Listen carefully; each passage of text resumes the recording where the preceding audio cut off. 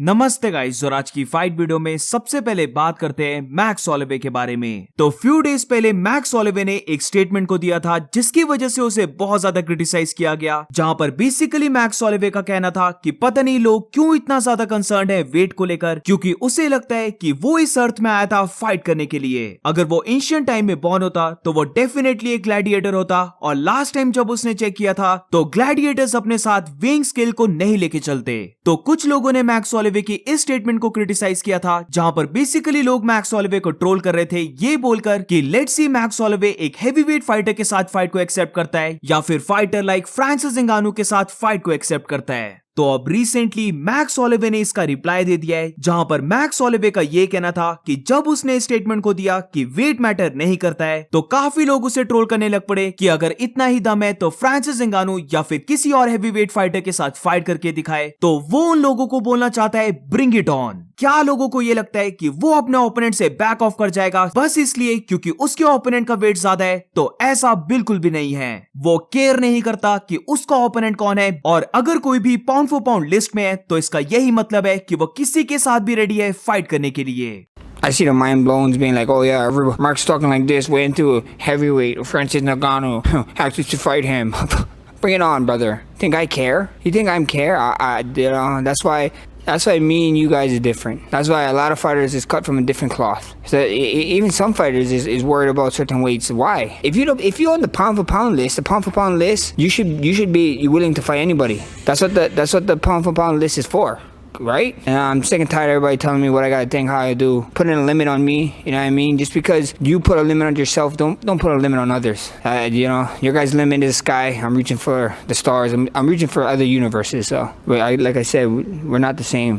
अब इसके बाद मैक्स होलोवे का ये भी कहना था कि काफी लोग उसे अंडर एस्टिमेट कर रहे हैं डस्टिन पोरियर की फाइट को लेकर, बट वो सब एक चीज भूल जा रहे हैं कि वो उसने जो फाइट ली थी वो 6 वीक्स के शॉर्ट नोटिस में ली थी, बट यहाँ पर जस्टिन गेची की फाइट में उसे अप्रोक्सीमेटली 10 वीक्स मिले हैं ट्रेन करने के लिए, वेट को पुट ऑन करने के लिए। तो इसीलिए वो ट्रूली बिलीव करता है कि ये फाइट कंप्लीटली डिफरेंट जाने वाली है। So what do you guys think about this? और मुझे भी समवट ऐसा लगता है कि काफी लोग मैक्स होलोवे को अंडर एस्टिमेट कर रहे हैं, जो आई डोंट थिंक सो होना चाहिए। बिल्कुल जस्टिन गेची के पास ज्यादा चांसेस होंगे इस फाइट को विन करने के लिए, बट ऐसा नहीं है कि मैक्स होलोवे इस फाइट को विन ही नहीं कर सकता। आज की नेक्स्ट फाइट वीडियो में बात करते हैं हमजा चिमाएव के बारे में। तो 22 जून सऊदी अरेबिया में Hamzat Chimaev versus Robert Whittaker की फाइट रहने वाली है, जहां पर इन फोटोज में हम देख सकते हैं कि रॉबर्ट विटेकर की फाइट के लिए हमजा चिमाएव प्रॉपर वे से बल्क कर रहा है, वो काफी मैसिव लग रहा है। तो अब लेट्स सी फाइट वीक में हमजा चिमाएव कैसा दिखता है। अब क्योंकि ये fight 185 pounds middle weight division में हो रही है तो डेफिनेटली हमजा चिमाएव को कोई भी प्रॉब्लम नहीं होगी वेट को कट करने के लिए, बट इसी के साथ मुझे ऐसा लगता है कि हमजा चिमाएव एक प्रॉपर वेट को पुट ऑन कर रहा है ताकि जब वो वेट कट करे तो वो इतना ज्यादा वीक ना हो पाए, एंड वेन्स और फाइट के बीच में जो टाइम मिलता है उधर उसकी बॉडी जल्दी से रिकवर हो जाए। आज की नेक्स्ट फाइट वीडियो में बात करते हैं Jake Paul versus Mike Tyson के बारे में। तो अब रिसेंटली इन दोनों की बॉक्सिंग फाइट को लेकर न्यू रूल्स निकल के आ चुके हैं, जो बेसिकली ये स्टेट कर रहे हैं कि ये बॉक्सिंग फाइट एक एग्जीबिशन फाइट रहने वाली है। तो अब ये न्यू रूल्स क्या है और ये रूल स्टेट क्या करते हैं? तो इस फाइट को लेकर रूल्स निकल के आ चुके हैं, जहां पर सबसे पहला रूल ये बोलता है कि Jake Paul versus Mike Tyson की जो फाइट है वो 10 आउंस ग्लव्स में नहीं होगी, बल्कि ये फाइट रहने वाली है 16 आउंस ग्लव्स में। सेकंड रूल ये स्टेट करता है कि जो यूजुअली 3 मिनट्स के राउंड्स होते हैं वो इस फाइट में लेस होंगे, और अब इस फाइट के राउंड 2 मिनट्स के होंगे। नंबर 3 रूल ये स्टेट करता है कि इस बॉक्सिंग मैच में कोई भी ऑफिशियल जज नहीं होगा, यानी कि फाइट में जो राउंड बाय राउंड स्कोर्स दिए जाते हैं वो इस बॉक्सिंग मैच में नहीं दिए जाएंगे। नंबर 4 रूल ये बोलता है कि इस फाइट में विनर कोई भी नहीं होगा अनलेस इस फाइट में दोनों में से कोई नॉकआउट होता है। अब इसका मतलब ये कि अगर दोनों में से कोई भी नॉकआउट नहीं हुआ और ये फाइट अगर डिस्टेंस गई तो फिर इस फाइट का विनर कोई भी नहीं होगा। तो सिर्फ इस फाइट में विन हो सकती है अगर दोनों में से कोई भी अपने ओपोनेंट को नॉकआउट कर देता है। नंबर 5 रूल ये है कि दोनों फाइटर्स को पास करना होगा ईईजी टेस्ट और ईकेजी टेस्ट। बेसिकली एक टेस्ट है ब्रेन का और सेकंड टेस्ट है हार्ट का। आज की नेक्स्ट फाइट वीडियो में बात करते हैं farmer lightweight champion Charles Oliveira के बारे में। तो it's looking like Charles Oliveira भी प्रॉपर वे से रेडी हो रहा है अपनी फाइट अगेंस्ट अरमान सरूकिन के लिए, और इस फाइट को लेकर चार्ल्स ओलिवेरा ने रिसेंटली एक ट्रेनिंग वीडियो को पोस्ट किया है, जहां पर उसकी स्ट्राइकिंग काफी शार्प लग रही है।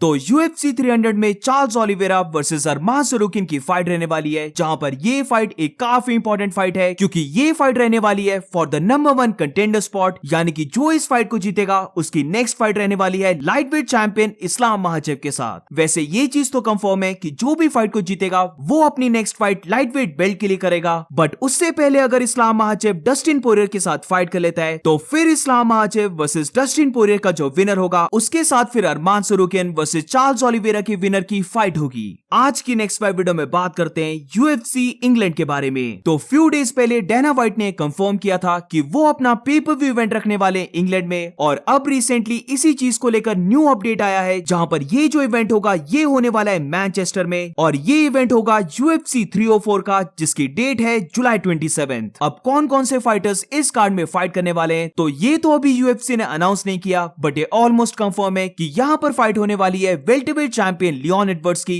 ओपोनेंट अभी तक कंफर्म नहीं है, वेयरएज को-मेन इवेंट फाइट के बहुत ज्यादा चांसेस हैं कि ये फाइट रहे interim heavyweight champion Tom Aspinall की। आज की नेक्स्ट फाइट वीडियो में बात करते हैं मिराब दिलिशवली ने एक और फनी वीडियो को पोस्ट किया है जहां पर वो बैंटरवेट चैंपियन शॉन ओमेली को ट्रोल कर रहा है। पता नहीं कहां से मिराब दिलिशवली को ये आइडिया आया कि वो सोशल मीडिया में फनी वीडियोस को बनाएगा, क्योंकि अब मैं रिसेंटली देख रहा हूं कि जितने भी लोग मिराब दिलिशवली को थोड़ा सा हेट कर रहे थे वो सारे अब इन वीडियोस की वजह से मिराब दिलिशवली के साइड हो चुके हैं।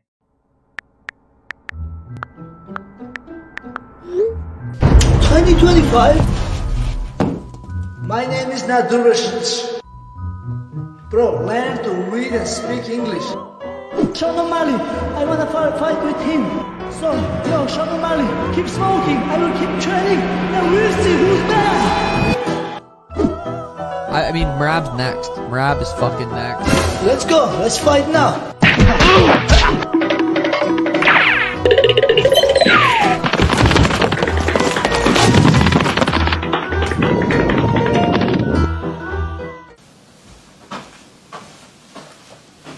Where'd this guy go?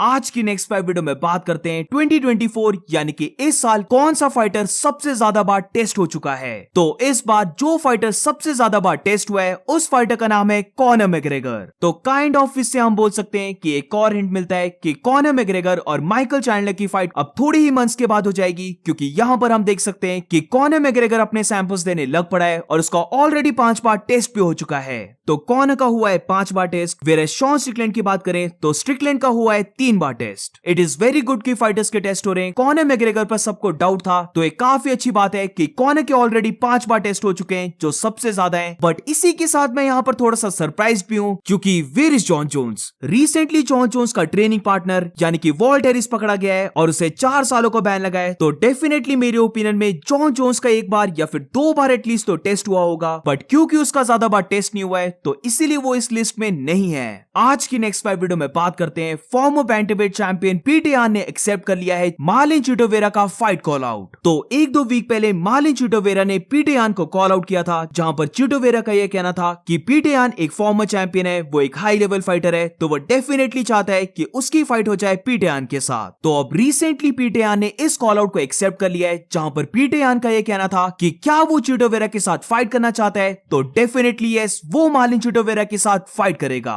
अब क्योंकि अभी पीटे यान इंजर्ड है तो इसीलिए पीटे यान का यह कहना है कि वो रेडी है चिटोवेरा के साथ फाइट करने के लिए, बट वो उसके साथ फाइट कर सकता है later end of the year यानी कि नवंबर के मंथ में। सो दैट्स इट गाइस, आज की फाइट वीडियो में बस इतना ही। अगर तुम्हें वीडियो अच्छी लगी हो तो please make sure to like subscribe. मिलते हैं नेक्स्ट वीडियो में।